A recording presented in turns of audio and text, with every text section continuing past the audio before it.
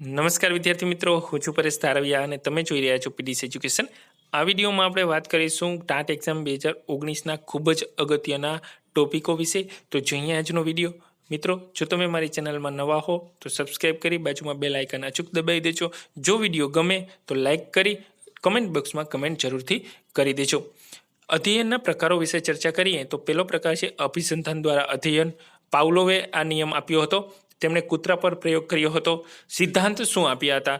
તો કે પ્રબલનનો, સામાન્યકરણનો, ભેદબોધનનો અને વિલોપનનો સિદ્ધાંત આપ્યા હતા. ખોરાક અને ઘંટડીના અવાજને ઉદ્દીપક તરીકે એને રાખ્યા હતા. એના પછી કારક અભિસંધાન જોઈએ તો સ્કિનર નામના વૈજ્ઞાનિકે કોના ઉપર પ્રયોગ કર્યો હતો? તો કે ઉંદર ઉપર પ્રયોગ કર્યો હતો. એમાં 2-3 ઉદાહરણ છે. તો કે હાથો દબાવવાની ક્રિયા છે એ ક્રિયાત્મક પ્રતિક્રિયા છે. વિમાન ઉડાડવું એ કૌશલક પ્રતિક્રિયા. સાદામાં સાદી શીખવાની પદ્ધતિ જેને અભિસંધાન, કારક અભિસંધાન કહી શકાય છે. પછી આવે છે પ્રયત્ન અને ભૂલ દ્વારા અભિસંધાન. તો એ આપ્યો હતો નિયમ E.L. થોર્નડાઇક. ક્યારે? તો કે ઈસવીસન 1874થી ઈસવીસન 1949 તેણે ઉંદર અને બિલાડી પર આ પ્રયોગ કર્યો હતો. સિદ્ધાંત શું આપ્યા? તો કે તત્પરતાનો, અસરનો અને પુનરાવર્તનના સિદ્ધાંત આપ્યા હતા. એના પછી આવે છે આંતરસૂઝ દ્વારા અધ્યયન. કોહલર, કોફકા અને વર્ધાઇમર નામના વૈજ્ઞાનિકે આંતરસૂઝ દ્વારા અધ્યયનના પ્રકારો આપ્યા હતા. એના પછી અધ્યયન અને ક્ષમતા સિદ્ધિને અસર કરતા પરિબળો વિશે ચર્ચા કરી. તો કયા કયા પરિબળો છે?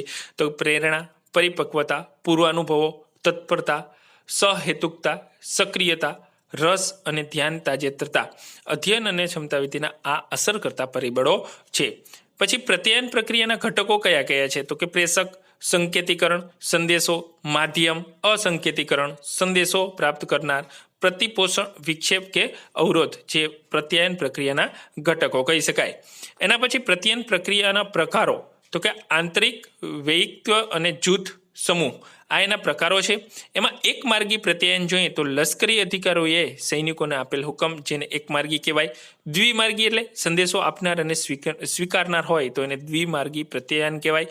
અધોગામી પ્રત્યાયન તો કે ઉચ્ચ દરજ્જાવાળી વ્યક્તિ નિમ્ન દરજ્જાવાળી વ્યક્તિ સાથે પ્રત્યાયન કરે. દાખલા તરીકે શિક્ષક વર્ગમાં શાંતિ રાખવાનું કહે તો એ કેવી પ્રક્રિયા? તો કે અધોગામી પ્રત્યાયન કહેવાય.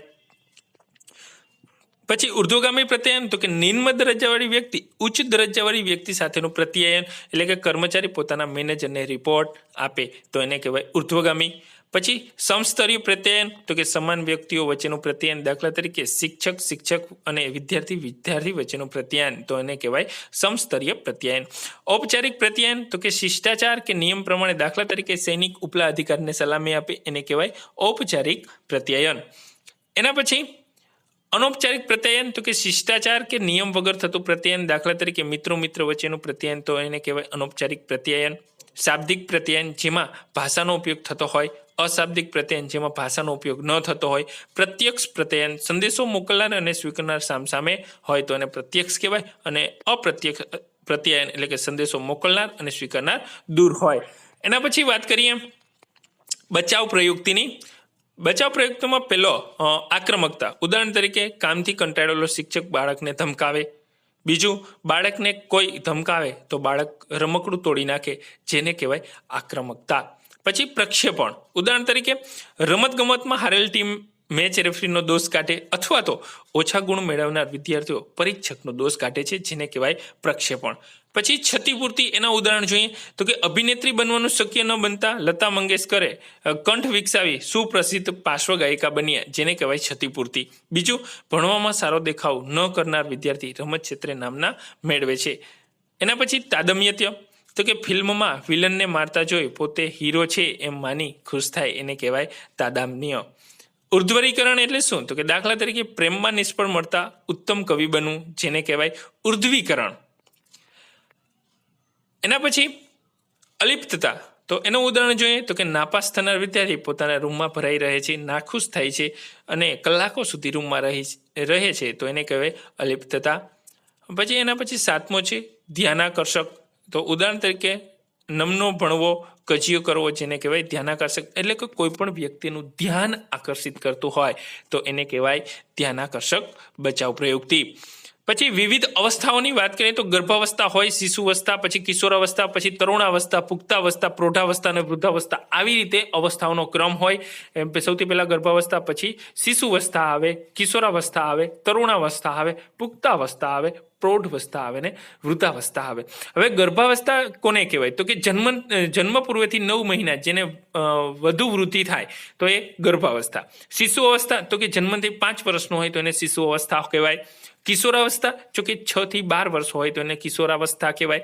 તરુણાવસ્થા તો કે 12 કે 13 થી 18 કે 19 વર્ષ હોય તો એને તરુણાવસ્થા કહેવાય. યુવાવસ્થા ક્યારે હોય તો કે 20 થી 40 વર્ષ સુધી એને યુવાવસ્થા કહેવાય. પ્રૌઢાવસ્થા તો કે 40 થી 60 વર્ષ પછી અને વૃદ્ધાવસ્થા 60 વર્ષ પછી વૃદ્ધાવસ્થા કહેવાય. વિકાસ ક્ષેત્રોની વાત કરીએ તો શારીરિક વિકાસ તો કે ઊંચાઈ, વજન અને સ્નાયુનો વિકાસ થાય. માનસિક વિકાસ તો કે તર્ક, ઉકેલ, ભાષા, સંસ્કૃતિ, ખ્યાલ, બુદ્ધિ, વિચાર અને પરિવાર, જેને માનસિક વિકાસ કહેવાય. બાળક 2 વર્ષે 272 શબ્દ બોલે છે. મોસ્ટ આઈએમપી પ્રશ્નો નીકળી શકે છે. બાળક 2 વર્ષે કેટલા શબ્દો બોલે તો કે 272 શબ્દ બોલે. 5 વર્ષે 2000 શબ્દો બોલે છે અને 12 વર્ષે 10,000 શબ્દ બોલતો થઈ જાય છે. સાંવેગિક વિકાસ કોને કહેવાય તો કે ભય, ક્રોધ, ગુસ્સો, પ્રેમ, ઈર્ષા, પ્રસન્નતા અને હર્ષ, જેને કહેવાય સાંવેગિક વિકાસ. પછી સામાજિક વિકાસ તો કે માતા પિતા, શાળા, કુટુંબ સાથેના સંબંધો, સલામતીની, પ્રતિષ્ઠાની અને સામાજિકની સ્વીકૃતિ, જેને કહેવાય સામાજિક વિકાસો. એના પછી સર્વાંગી વિકાસને અસર કરતા પરિબળો કયા કયા છે તો કે વારસો હોય, વાતાવરણ હોય, પરિપક્વતા હોય અને ઉત્પ્રેરણા હોય તો એ સર્વાંગી વિકાસને અસર કરતા પરિબળો છે. ઉત્પ્રેરણાના કાર્યો સૌથી પહેલા જોઈએ તે કાર્યનો પ્રારંભ કરાવે છે, ક્રિયાઓને ગતિશીલતા આપે છે. જ્યાં સુધી ધ્યેય પ્રાપ્ત ના થાય ત્યાં સુધી ક્રિયાઓને નિશ્ચિત દિશા તરફ દોરે છે. દાખલા તરીકે તમારે ટેટ અથવા તો ટાટ પાસ કરવી છે, તમારું ધ્યેય જ્યાં સુધી પ્રાપ્ત ના થાય ત્યાં સુધી તમે મંડ્યા રહેજો, એ જ દિશામાં રહેજો, તો એને શું કહેવાય ઉત્પ્રેરણાના કાર્યો. પછી અનુકૂલનની સમસ્યા એટલે કે વાતાવરણની સમસ્યા તો કે વાતાવરણજન્ય અવરોધો, સંઘર્ષજન્ય અવરોધો. એના પછી બુદ્ધિઆંકની વાત કરીએ તો બુદ્ધિઆંકનો ખ્યાલ ટર્મન નામના વૈજ્ઞાનિકે આપ્યો હતો. સૂત્ર છે બુદ્ધિઆંક બરાબર માનસિક વય છેદમાં વાસ્તવિક કે શારીરિક વય ગુણ્યા 100. થોડાક અહીંયા એક્ઝામ્પલ તમને આપી દઉં. બુદ્ધિઆંક, બુદ્ધિ કક્ષા અને લોક સમૂહના ટકા. તો 140 થી વધુ હોય બુદ્ધિઆંક તો અતિ ઉત્તમ બુદ્ધિ કહેવાય. લોક સમૂહના ટકા 1% હોય. 130 થી 139 હોય તો અતિ વિશેષ કહેવાય, જેમાં 2.5% લોક સમૂહના પર્સન્ટેજ હોય. 120 થી 129 હોય તો વિશેષ બુદ્ધિ કહેવાય, જેમાં 8% હોય. 110 થી 119 હોય તો અધિક સામાન્ય બુદ્ધિ 16%. 90 થી 109 હોય તો સામાન્ય બુદ્ધિ 45%. 80 થી 89 હોય તો ન્યૂન બુદ્ધિ 16%. 70 થી 79 હોય તો અધિક ન્યૂન બુદ્ધિ 80%. 60 થી 69 હોય તો મંદ બુદ્ધિ 2.5% અને 60 થી ઓછો હોય તો મૂઠ બુદ્ધિ, જેને 1% હોય છે. ઘણીવાર આપણે ઘણા વિદ્યાર્થીઓને કહેતા જોજો સાવ કેવો મંદ બુદ્ધિનો છે, તો એના લોક સમૂહના પર્સન્ટેજ કેટલા હોય તો કે 2.5 હોય છે. બુદ્ધિમાપનની કસોટી વિશે વાત કરીએ તો બુદ્ધિમાપનની 2 પ્રકારો છે કસોટીના. પેલું છે વ્યક્તિગત અને બીજું છે સામાહિક. વ્યક્તિગતમાં કુલ 3 પ્રકારો છે. એક શાબ્દિક એટલે કે ભાષાનો ઉપયોગ થતો હોય એવું, બીજું છે અશાબ્દિક એટલે ભાષાનો ઉપયોગ ન થતો હોય એવું, અને ત્રીજું છે ક્રિયાત્મક એટલે કે ક્રિયાનો ઉપયોગ થતો હોય. સામૂહિકમાં પણ 2 પ્રકારો છે, શાબ્દિક અને અશાબ્દિક. પછી સ્મરણના તબક્કા જોઈએ તો સંકેતાંકન હોય, સંચય હોય, પુનઃપ્રાપ્તિ હોય, પ્રત્યભિજ્ઞ હોય અને વિચારણા છે તો એ સ્મરણના તબક્કા કહેવાય. રસના પ્રકારો તો કે કુદરતી રસ અથવા તો સાહજિક રસ, કેળવાયેલો રસ અથવા તો સંપાદિત રસ. રસ માપનની પદ્ધતિઓની વાત કરીએ તો સ્ટ્રોંગની વ્યાખ્યાયિક અભિરુચિ સંશોધનિકા, કુટરની પ્રાથમિકતા સંશોધનિકા.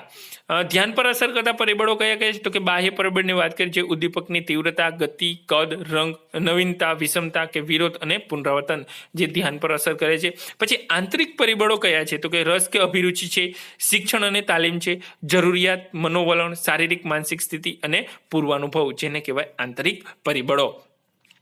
ધ્યાન વિસ્તારના માપન માટે ટેચિટોસ્કોપનો ઉપયોગ થાય છે. યાદ રાખજો, મોસ્ટ આઈએમપી એવો પ્રશ્ન પૂછે કે ધ્યાન વિસ્તારના માપન માટે શેનો ઉપયોગ થાય છે તો એનો જવાબ છે ટેચિટોસ્કોપ.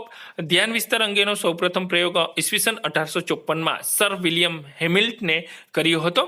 પછી આ છે સંઘર્ષના પ્રકારો. અભિગમન અને અભિગમન હોય તો બંને મનગમતી વસ્તુઓમાંથી કોઈ એક પસંદ કરવાની દીર્ઘા હોય ત્યારે આ સંઘર્ષ ઉદ્ભવે છે. દાખલા તરીકે મહત્વના પ્રસંગે 2 સરખા સારા કપડામાંથી કયા કપડાં પહેરવા તેને કહેવાય દ્વિધા. દાખલા તરીકે બીજું ઉદાહરણ છે, કોઈ કાર્યક્રમમાં 2 સરખા સમયે બંને જગ્યાએ જવાનું હોય ત્યારે થતી દ્વિધા. એટલે કે મુશ્કેલીમાં મુકાતા હોય તો એને કહેવાય સંઘર્ષના પ્રકારો અભિગમન. પછી છે પરિહરણ વચ્ચે સંઘર્ષના પ્રકારો, તો કે વ્યક્તિ સમક્ષ ઉપસ્થિત થતા બંને વિકલ્પો અનાકર્ષક કે અણગમતા હોય ત્યારે, દાખલા તરીકે આગળ કૂવો અને પાછળ ખાય. બીજું ઉદાહરણ, રસ્તા ઉપર જતા હો ત્યારે જમણી બાજુએ જઈએ તો ટ્રક નીચે આવી જવાની બીક, અને ડાબી બાજુએ જઈએ ત્યારે ગાયની હડફેટમાં આવી જવાની બીક. તો શું છે, બંને બાજુ છે તો બીક જ, એટલે કે પરિહરણ જ છે. પછી અભિગમન અને પરિહરણ વચ્ચે, તો કે એક જ વિકલ્પ હોય પરંતુ આકર્ષક કે અનાકર્ષક લાગે તેમાંથી એક જ વિકલ્પ સારો લાગે છે અને સ્વીકારવાનું મન થાય છે, પરંતુ વધુ વિચારતા તે વિકલ્પ ખરાબ તેમજ અસ્વીકાર્ય પણ લાગે છે, ત્યારે આ સંઘર્ષ ઉદ્ભવે છે. દાખલા તરીકે યુવતી લગ્ન માટે સ્વીકારવા જેવી લાગે પરંતુ પાછળથી માહિતી મળે કે તે યુવતી આક્રમક, ખર્ચાળ અને વિશ્વાસઘાતી છે, ત્યારે યુવતી જીવનસાથી તરીકે અસ્વીકાર્ય લાગે છે. પછી બેવડો અભિગમન પરિહરણ, તો કે વિકલ્પો હોય ત્યારે વિધાયક તેમજ નિષેધક હોય ત્યારે આ સંઘર્ષ લાગે છે. દાખલા તરીકે વિદેશી ગ્રીન કાર્ડ ધરાવતા વ્યક્તિ તરફથી લગ્નનો પ્રસ્તાવ મળે ત્યારે લગ્ન થાય અને વિદેશ જવા મળે, પરંતુ પરાધીનતાનો ડર લાગે. બીજી બાજુ લગ્નના પ્રસ્તાવનો ઇનકાર કરવામાં આવે તો પરાધીનતાથી બચી શકાય પણ વિદેશ જવાની તક ગુમાવવી પડે. એના પછી આપણે વાત કરીએ વ્યક્તિત્વના પ્રકારો. તો યુંગના મતે શું છે, તો કે અંતર્મુખી અને બહિર્મુખી. સેલ્ડના મતે તો કે બાહ્ય સ્તર, મધ્ય સ્તર અને આંતર સ્તર. કેસમરના મતે તો કે મેદ પ્રધાન, અસ્થિ પ્રધાન અને સ્નાયુ પ્રધાન. સ્પ્રેગરના મતે તો કે સૈદ્ધાંતિક, રાજકીય, સામાજિક, આર્થિક અને શોધાત્મક અને ધાર્મિક એટલા વ્યક્તિત્વના પ્રકારો છે. જ્યાં પિયાજેને બૌદ્ધાત્મક વિકાસના તબક્કા કરીએ તો કે સાંવેદિક કારક તબક્કો તો કે જન્મથી 2 વર્ષ, પૂર્વ ક્રિયાત્મક તબક્કો તો કે 2 થી 7 વર્ષ, મૃત ક્રિયાત્મક તબક્કો તો કે 7 થી 12 વર્ષ અને અમૂર્ત ક્રિયાત્મક તબક્કો તો કે 12 વર્ષથી આગળ. એના પછી વાત કરીએ શિક્ષણ સંક્રમણની, તો વિદ્યાયક શિક્ષણ સંક્રમણની વાત કરીએ તો અગાઉ મેળવેલ શિક્ષણ વર્તમાન શિક્ષણને સરળ બનાવે છે. દાખલા તરીકે ચિત્રકલાનું શિક્ષણ મહેંદી મૂકવાના શિક્ષણમાં સહાય કરે છે. બીજું નિષેધક શિક્ષણ કોને કહેવાય, તો કે ભારતમાં ડાબી બાજુએ ડ્રાઇવિંગ શીખેલ વ્યક્તિ અમેરિકાનું જમણી બાજુનું ડ્રાઇવિંગ શીખતા મુશ્કેલી અનુભવે છે, જેને નિષેધક શિક્ષણ કહે છે. દાખલા તરીકે અંગ્રેજી ટાઈપિંગ કરતી વ્યક્તિને ગુજરાતી ટાઈપિંગમાં મુશ્કેલી પડે છે. શૂન્ય સંક્રમણ, તો કે દાખલા તરીકે સંસ્કૃતનું શિક્ષણ ગણિતના શિક્ષણ ઉપર કોઈ અસર કરતું નથી. દાખલા તરીકે વાંસળી વગાડતી તેનાથી ભાષા શિક્ષણ ઉપર કોઈ અસર પડતી નથી. એના પછી કેટલાક અગત્યના ટૂંકા પ્રશ્નોની આમાં વાત કરી લઈએ, તો કે મોબાઈલ કે કોમ્પ્યુટર ચલાવવા કે વાપરવા સાધનરૂપ અભિસંધાનની. પછી આદર્શવાદના પ્રેરણા, તો કે સોક્રેટિસ, પ્લેટો અને પેસ્ટોલોજી બર્કલ. પ્રકૃતિવાદના, તો કે હર્બર્ટ સ્પેન્સર, રૂસો, ટાગોર, એરિસ્ટોટલ અને ફોબેલ. વ્યવહારવાદ, જોન ડ્યુઈ, ચાર્લ્સ પર્સ. સંરચનાવાદ, વુન્ટ અને ટીચનર. સમષ્ટિવાદ, મેક્સ વર્ધાઇમર અને કોહલર કોફકા. મનોવિશ્લેષણવાદ, સિગમન્ડ ફ્રોઇડ. માનવતાવાદી અભિગમ, અબ્રામ મેસ્લો. શાહીના ડાઘાની કસોટી, રોરસાક. પછી એમિલ પુસ્તક, તો કે રૂસોએ લખ્યું હતું. શક્તિ અને મનોવિજ્ઞાનનો સિદ્ધાંત, ક્રિશ્ચિયન બર્નાર્ડ. વ્યક્તિ મનોવિજ્ઞાન, એડલર. અભિપ્રેરણાનો સિદ્ધાંત કોને આપ્યો હતો, યુગ. બુદ્ધિ કસોટી, આલ્ફ્રેડ બીન. બાળ વાનરો પર પ્રયોગ કરનાર, હાર્લો. પછી બાળકનો બુદ્ધિઆંક શોધવાનું સૂત્ર, ટર્મન નામના વૈજ્ઞાનિકે. બહુલક 3m-2x, મધ્યક x બરાબર EXI ના છેદમાં એના મધ્યસ્થ m બરાબર n+1 ના છેદમાં 2. તો આ હતા ખૂબ જ અગત્યના મોસ્ટ IMP પ્રશ્નો. તો આજનો વિડીયો અહીંયા સુધી રાખીએ, ફરીથી નવા લેક્ચરમાં નવી વાત સાથે મળીશું. ત્યાં સુધી wish you all the best. જય હિન્દ, જય ભારત. અને હા મિત્રો, જો તમને વિડીયો પસંદ આવ્યો હોય તો કમેન્ટ બોક્સમાં કમેન્ટ જરૂરથી કરી દેજો.